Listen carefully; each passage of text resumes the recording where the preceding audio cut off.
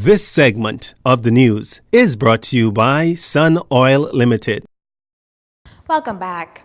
The hammering, sawing, drilling still in full swing Friday morning, but Education Minister Jeffrey Lloyd is holding strong that despite the ongoing construction, the Eva Hilton Primary School will be ready to welcome students on Monday. The Gregory Street campus features 29 classrooms, a new administrative complex, a new library, and computer lab. School Principal Jermaine Butler. That which would not be accessible to the children will be carved off from them, from that area. But as it relates to the classrooms, that's where our focus are. It will be ready. Now, what won't be ready for Monday are its library and computer rooms. When asked if he felt the process took too long, Mr. Butler said this. I don't think so. I'm not a contractor. I'm not a professional. I'm not a contractor, but I doubt it. Because I can say this to you. I've been on this campus every single day. Every day. And I've seen the work. I've encouraged the work for one reason. My children need to be in their classrooms Monday morning learning. We don't have no time to waste. We don't have no time to be accommodated. We need to be in our classrooms. Because the time you lose, you could lose a day. The public might see it as, oh, it's just a day. They're not going to catch up. And we're going to be in the classrooms.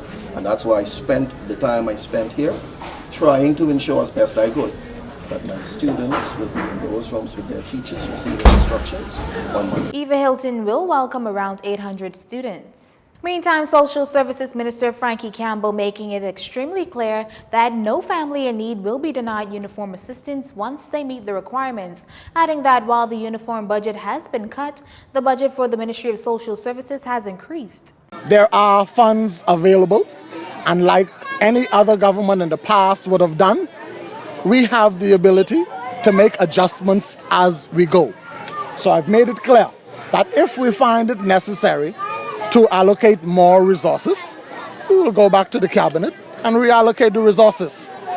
I don't want parents who are in need, not parents who want. I'm speaking to the parents who are in need. I don't want parents who are in need to be concerned about the budget allocation. They need to be concerned only about applying, meeting the criteria, and they will be assisted. The minister's comments came on the sidelines of Urban Renewal's back-to-school event in the constituency of Centerville.